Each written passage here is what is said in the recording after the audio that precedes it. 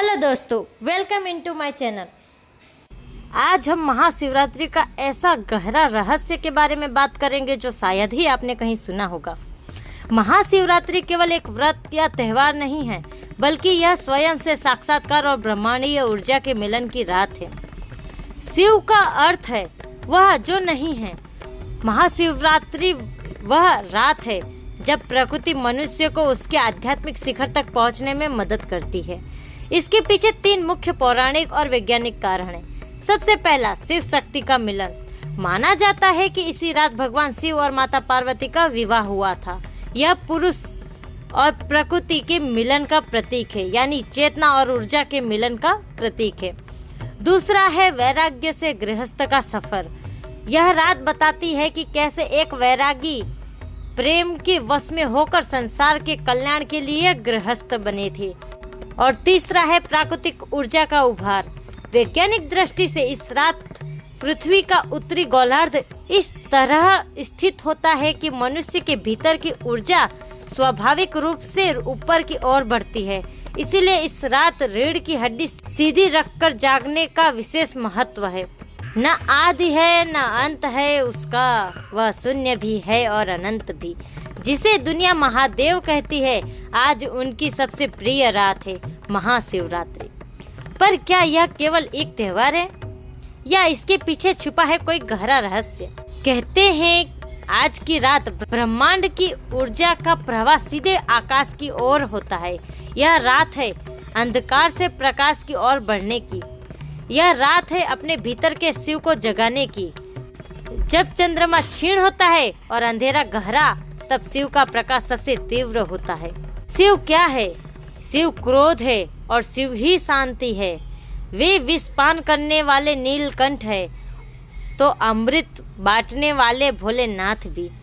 वे शमशान की भस्म भी है और सृष्टि का श्रृंगार भी।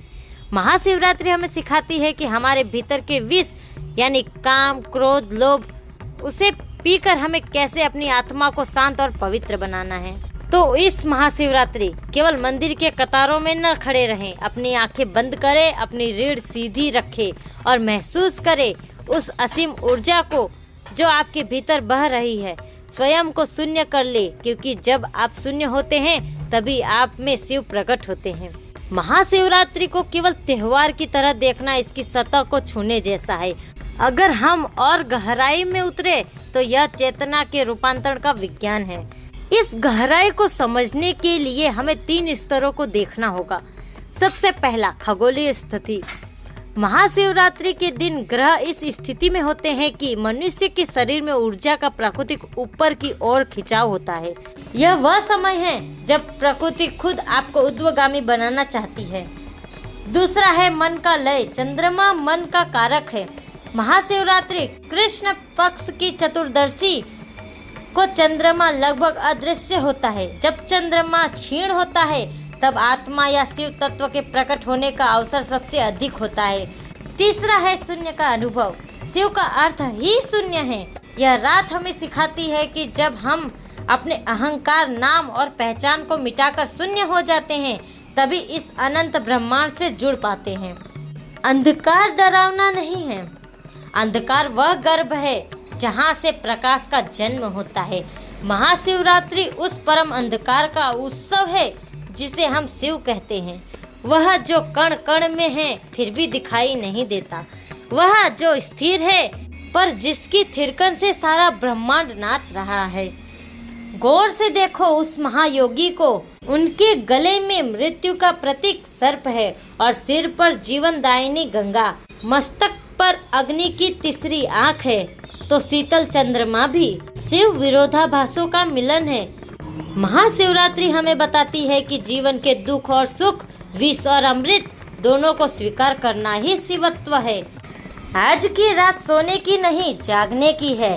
पर यह जागना केवल आंखों का नहीं, होश का जागना है। जब आप अपनी रीढ़ की हड्डी सीधी करके बैठते हैं तो आप ब्रह्मांड के एंटीना बन जाते हैं।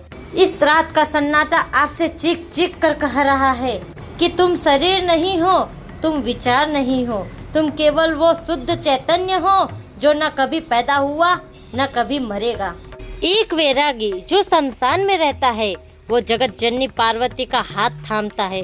यह संदेश है कि आध्यात्मिकता संसार को छोड़ने में नहीं बल्कि संसार में रहते हुए भी उससे अलिप्त रहने में है। शिव का अर्थ है परम आनंद जो किसी बाहरी वस्तु पर निर्भर नहीं है। आज की रात खुद से पूछिए आपके भीतर का कौन सा विकार, क्रोध, मोह, अहंकार है जिसे आप आज शिव की अग्नि में स्वाहा करेंगे। जब मैं मिटेगा तब शिव बचेगा, क्योंकि शिव कहीं बाहर नहीं है, आपके भीतर का मौन है। आज के लिए बस इतना ही, मिलते हैं अगले वीडियो में। तब तक के लिए जय